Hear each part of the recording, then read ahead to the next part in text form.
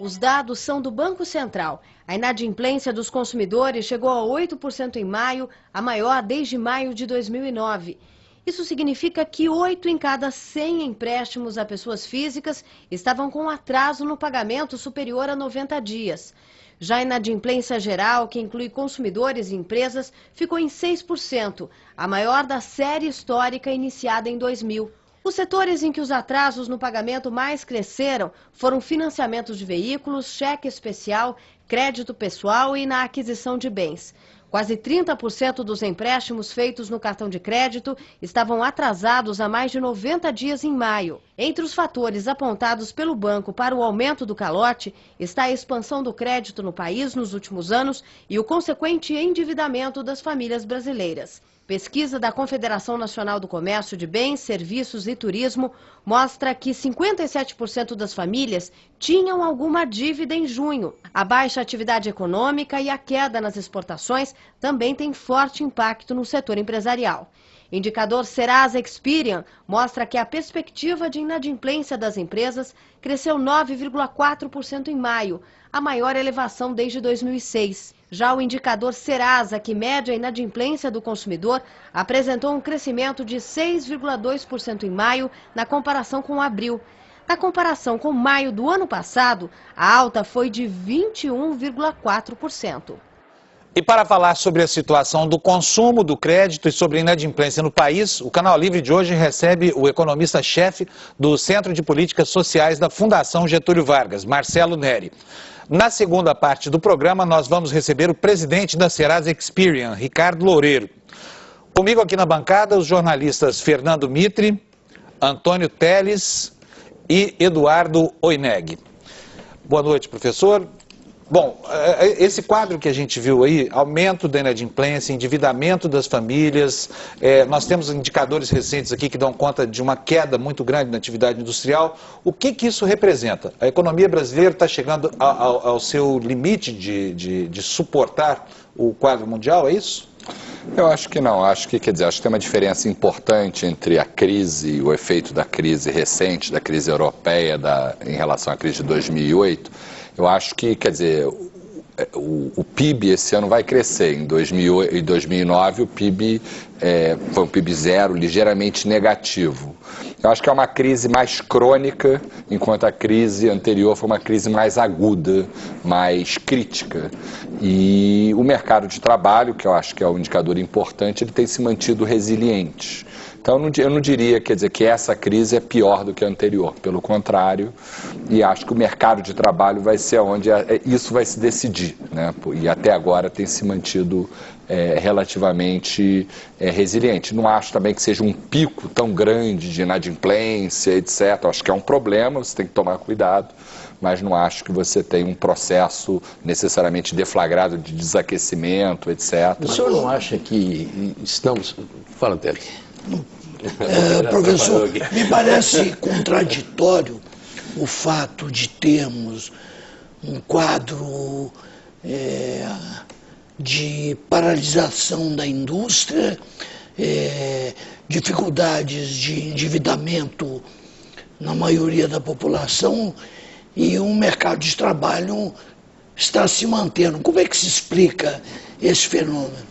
É porque, na verdade, a indústria é responsável por algo como 12% do emprego, alguma coisa, e o mercado de trabalho tem 88% de serviços, comércio, agroindústria, agrícola, etc., que tem mantido a atividade andando. O mercado de trabalho, eu acho que é um pouco o contraste, acho que está um pouco na desigualdade. Vamos dizer, pensa, a indústria, ela emprega a tradicional classe média brasileira. Aí você tem uma crise. Assim, não é uma crise de agora. Você tem 10 anos em que a renda dos 10% mais ricos, e aí muita gente da indústria, ela andou, a renda dos 50% mais pobres andou 550% mais rápido do que dos 10% mais ricos. Então, sim, o pessoal a indústria está estagnada, não é de agora, já vem de tempos. Mas a maior parte da população não está ocupada na indústria. Mas, professor, vamos então... Então é um pouco, a média esconde a estagnação da indústria e a expansão de outros segmentos. Sim, mas a questão da indústria já é um problema, como o senhor diz, já é um problema antigo. Vamos falar dessas dificuldades de agora, desses últimos 6 meses, e vamos pensar nos próximos 6 meses. Isto não compromete, de alguma maneira, o processo de redução de desigualdade no país, que é uma área específica sua? Até agora não, até de maneira surpreendente. Eu acho que também se eu fosse fazer apostas, eu teria perdido boa parte delas, nas projeções, etc. Mas os dados até abril de 2012 mostram que a queda da desigualdade, que é alguma coisa que a média não capta, né, ela continua em queda já há 11, 12 anos consecutivos. E é um quadro muito diferente do que está acontecendo nos BRICS, nos outros emergentes, que nós sempre comparamos, né, um crescimento bem menor do que o dos BRICS, mas com a desigualdade em queda. Lá a desigualdade está em alta e os países desenvolvidos. Eu diria que o Brasil tem esse ingrediente de queda da desigualdade que continua. Agora, mas aqui nós temos um sintoma, que é esse aumento de inadimplência. É um sintoma. Mas eu diria que é um sintoma. Eu diria que o que me permite ter algum grau de positividade em relação à frente é o fato que o mercado de trabalho está seguro. Acho que o crédito, o endividamento, na minha visão, o crescimento da renda do brasileiro de baixa renda é mais sustentável do que eu acreditava alguns anos atrás. Acho que tem fatores que levam quer dizer, eu estou falando do lado indiano da Belíndia brasileira. E é ali que está tendo uma revolução, que é o quê? As mulheres estão tendo menos filhos, o filho foi para a escola, ou está conseguindo carteira com trabalho, que a gente pode pensar, não, mas isso é o mínimo que se pode pensar em termos de cidadania. Mas se você não tem essa situação, quando você começa a chegar, as mulheres no Nordeste hoje têm 2 filhos, o emprego formal deu um salto a partir de 2004, etc. A educação muito ruim, mas aumenta ano após ano, desde uma base ruim. Esses são fatores de expansão. Agora, por que a inadimplência cresce se a gente tem uma economia de quase pleno emprego? Essa acho que é uma pergunta também que tem a ver com o que o Teles falou. A gente não tem um problema de desemprego, que é o primeiro fator de aumento de inadimplência. Eu acho que nós não temos um problema de excesso de endividamento. O nosso problema é comprometimento de renda por conta de uma taxa de juros muito alta. Aí sim o Brasil se destaca. Mas é inadimplência, né? Não é só comprometimento de renda. Não, mas o alto comprometimento da renda leva à inadimplência. Quer dizer, não é o que as pessoas têm muita dívida, mas que essa dívida é muito cara, é muito de curto prazo, é muito crédito ao consumidor, não é aquele crédito que a pessoa pega para produzir, para um microcrédito. O senhor acaba de dizer que é muito crédito ao consumidor. E o governo, nesse momento, está investindo mais nisso ainda, quer dizer, para aumentar o consumo.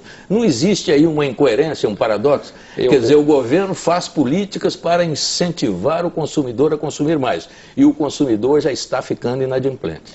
Eu acho que tem sinais amarelos que você deve respeitar. Eu acho que o Brasil usou uma estratégia para sair da crise de 2008, que foi a redução do IPI, etc.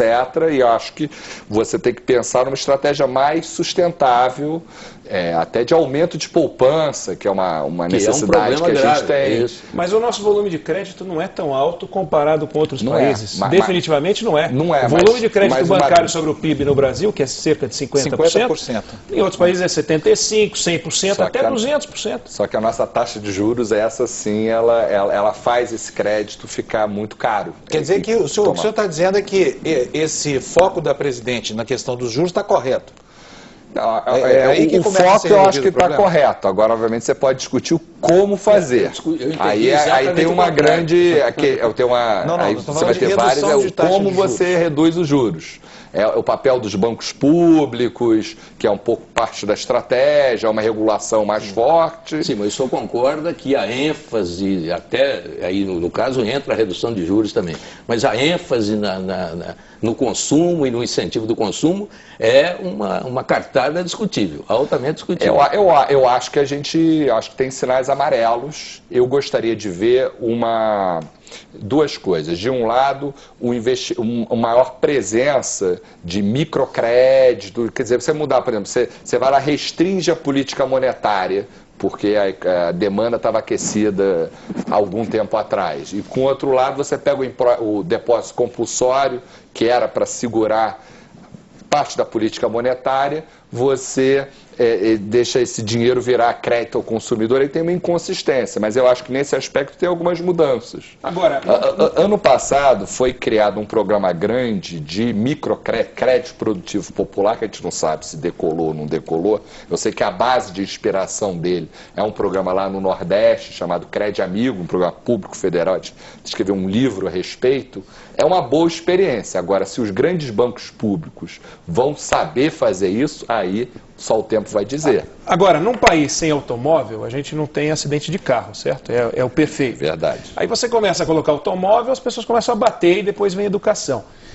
A inadimplência não é um subproduto do aumento de crédito e as pessoas começam a conviver com uma nova realidade e tem um processo de aprendizagem ou não? Ou isso é uma... Eu acho que sim, acho que eu concordo totalmente. É um processo de aprendizado, só que, vamos dizer, as condições... É como se tivesse grandes chuvas e trovoadas, e aí você aprender a dirigir com uma taxa de juros muito alta, e talvez a gente acha que a gente é um pouco de Ayrton Senna, que anda bem na chuva, tal. A gente tem que aprender a andar nessa situação, porque pela inflação alta que nós tivemos até 18 anos atrás, etc., a gente não teve esse aprendizado. Mas os jovens estão se endividando e eles nem sabem o que é a inflação alta. Exatamente. Não teve, mas os pais dele não têm uma experiência, o avô deles, etc. Não existia mercado de crédito. Quer dizer, passa por educação e ensino, isso? Acho que passa por educação e passa por, como você mesmo disse, de você aprender fazendo. E aí você tem que ter uma regulação eficiente, você tem educação financeira, você tem uma regulação, que é um pouco essa discussão dos grandes bancos, etc. Qual é a taxa que você cobra, por que a taxa de juros é tão alta no Brasil, aí são várias discussões. Mas eu acho que é prática, mas o que eu acho que o problema no Brasil não é só crédito, não é taxa de juros alta e pouco crédito, é a qualidade que isso se dá. Aliás, a demanda de crédito, segundo a Febraban, caiu brutalmente agora. É um fenômeno que... talvez tenha um pouco de aprendizado. Talvez as pessoas estejam aprendendo que não são... Quer dizer, que tomar muito crédito gera problemas. Quando você vai pagar, porque, quer dizer, você compra lá uma televisão financiada, quando você compra é uma delícia, você está vendo a televisão. Agora, quando você começa a pagar a conta, você entende. Sim, mas os bancos como é que as coisas funcionam, se você nunca fez isso na vida. Não acham bom que essa demanda de crédito tenha diminuído. Claro. Então, quer dizer, por um lado, você tem o devedor, que não pode pagar, do outro lado, esse devedor também já não quer mais dinheiro, por outro lado, e isso é que faz o que se chama o mercado interno, que tem o conceito de que no Brasil é muito forte, porque tem 200 milhões de pessoas. A pergunta é a seguinte: nós estamos tendo agora o pior mês do saldo comercial brasileiro. Portanto, as nossas exportações estão caindo brutalmente. Onde nós vamos colocar os nossos produtos? No mercado interno vai ser uma parte, parte da estratégia. É isso, quer dizer, vamos dizer, a China, por exemplo, eu tive lá algum tempo atrás, a estratégia deles é um pouco, até me convidaram para falar um pouco do caso brasileiro, porque eles estão muito baseados em investimento e em exportação. Essas são as forças dele. Com essa crise internacional, eles estão procurando beber no mercado interno, que é isso que o Brasil faz. Então, quer dizer, eu acho que a gente deveria aprender com os chineses, acho que o investimento deveria ser uma fonte importante. Obviamente, investimento em época de incerteza como a atual é complicado, mas então também não dá para se iludir muito. O investimento público deveria estar andando forte, coisa que não está como deveria, que poderia sustentar.